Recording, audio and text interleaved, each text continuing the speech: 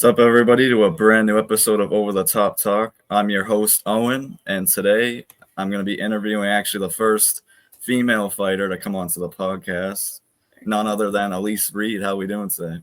I'm good, Owen. Thanks for having me. Perfect. And just to kind of start these off, do you want to kind of tell me and the people a little bit about yourself? Yeah, of course. So currently I'm an active UFC fighter. I own a martial arts school and run a martial arts school. I'm also in the Army Reserve. So I'm business owner and professional MMA fighter. So I stay busy. Perfect. And how did you kind of get into fighting? So I've done martial arts since I was a kid. I started because I wanted to be a Power Ranger, and I haven't necessarily had any success there, but I did it for a long time, and I was just very, very competitive. So we started with kickboxing, full contact kickboxing. I did really well there, and then I kind of made a bet with my coach. I was like, listen, just give me one MMA fight. If I, shit the bed, then never again. If I do well, then we keep going. And kind of the rest is history. We went 7-1 as an amateur, and then turned pro, and now we're in the UFC. So it's pretty cool. And like throughout your time as an amateur, was there ever a time where you were like, yeah, I know I'm going to make the UFC, or was it kind of just like a sudden? I think so. It's funny. My coach and I have known each other a long time, and we always would talk about the next steps after each fight or before each fight, like throwing beers down and just chatting. So I don't think it was ever a time where I was like, yeah, I'm going to be in the UFC and this is going to be what it is. But my last fight as an amateur was a title fight in Spartica, and I finished her with a KO or TKO within the second round. And at that point, I was like, yeah, I think it's time to turn pro. And obviously, when you do something as competitive as me, you don't just want to show up and kind of sort of do it, right? So like as soon as we turned pro, the goal was then to get into the UFC and to make a mark there. So yeah, I wouldn't say it was a consistent thing where it's like we're going to be in the UFC and we're going to be doing this. But once we turned pro and was like, okay, so let's make some money with it. Then it was like, well, obviously the UFC is the pinnacle of the sport, so you want to make it there. And like, when you have fights coming up, would you say your training camps are the same, or do they change based on the opponent? So I think we definitely have gotten smarter as we're preparing for opponents. The last fight was my best one, and that was for a reason. But in terms of camps, there's always going to be a game plan with each opponent, but 99% of them want to take me down because I hit pretty hard and I like to piece people up. So we've been wrestling and focusing on the ground game for the longest time, in camp and out of camp. It's just if there are specific things that opponent does that we start drilling that in. But the workload definitely increases in a camp. But yeah, in terms of the game plan, it's pretty much defending takedowns and trying to hit somebody. And how do you like mentally prepare yourself to go into the octagon? Yeah. No, again, something that I've gotten better at as we get more opportunities in there. I rely on my training. So entering the cage, I'm reminding myself of all the work that we did beforehand, and then staying open to whatever opportunities come around. So sometimes the game plan works, sometimes it doesn't. And if you're able to adapt in the octagon, you normally find success. So relying on my training camp, but also knowing that we're prepped and whatever opportunities are there, we're going to take advantage of it. And, when it comes to fans, how do you kind of, those negative fans that are positive towards you, how do you kind of deal with the negative ones? Yeah, I have had my share of trolls. I'd say the worst story was after a horrible loss to Sam Hughes, and I had a note from my roommate, who I've never spoken to, posted on my door and said gave me tips of how to improve my cardio. It was insane to think that somebody knows enough to be able to like give me that type of feedback. But they're all motivators, positive trolls, negative trolls. I wouldn't say the positive are trolls, but positive fans, negative fans, they're all motivators. And, you just learn to ignore them. I don't think I read any comments on posts about me. Obviously, my own. I'll chat with my followers and fans, but if there's trolls hanging out and throwing hate, I don't care for them, and I just let it slide. Awesome. And throughout all your fights, which has been your favorite one? The last one is pretty good. I mean, Hillary Rose and elbows. That was a great finish. I enjoyed that one. But Jessica Penne fighting against her, a really good grappler, a veteran of the UFC, and putting on a clinic was probably the most fun I've ever had in the cage.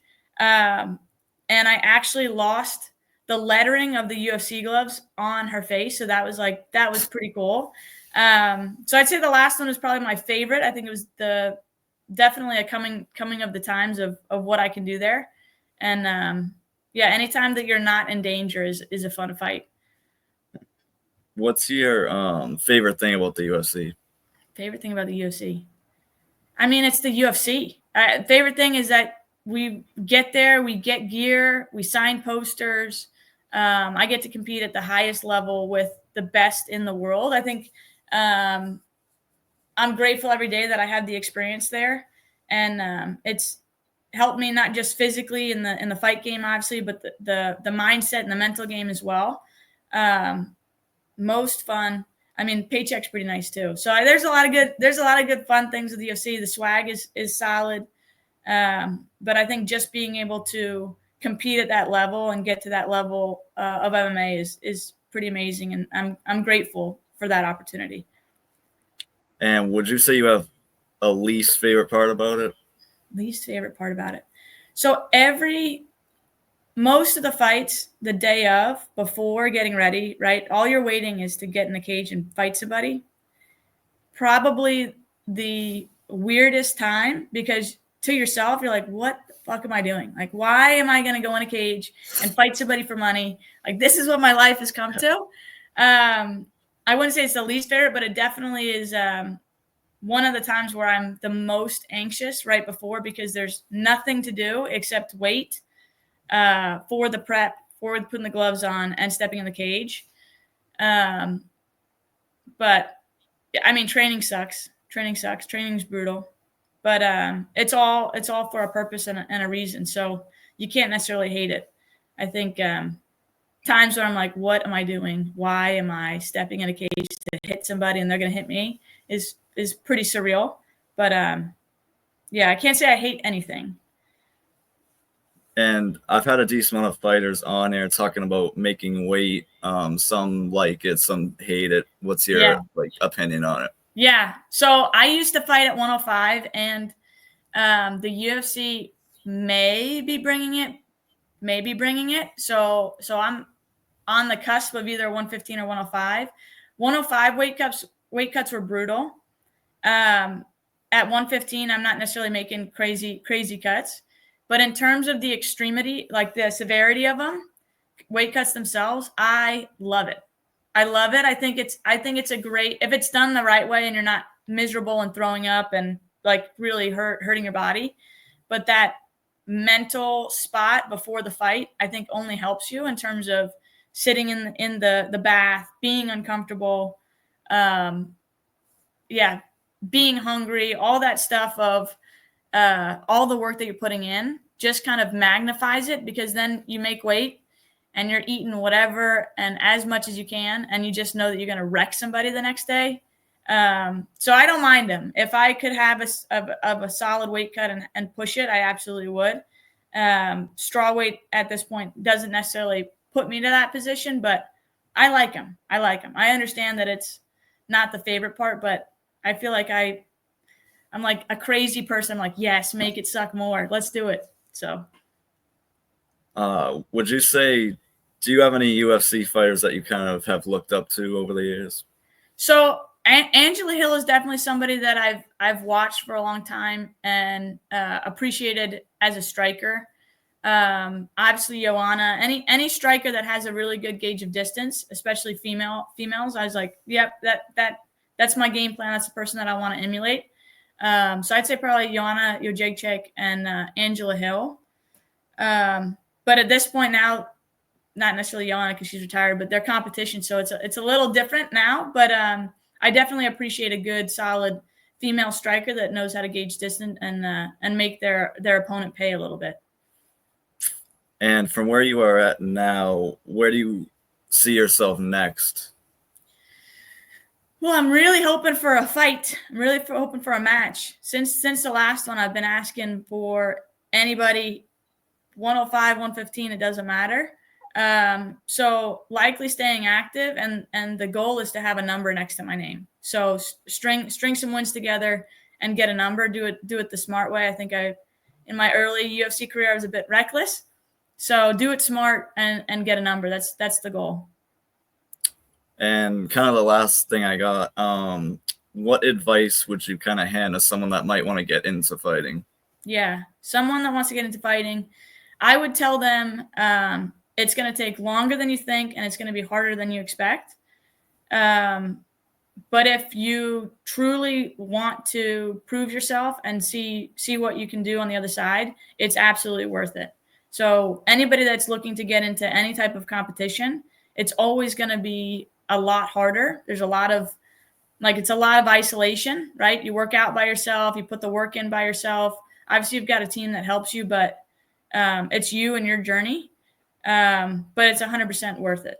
So even just getting to the level of competition and proving yourself and seeing what you're worth is 1,000% worth it. So head down and just keep working until it happens.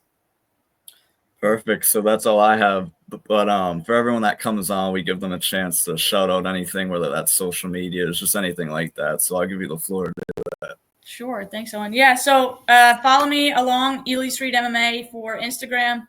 And that's about it. I run Kickside Martial Arts. So if you're in the New Jersey area, stop by and come train with us. But other than that, that's it.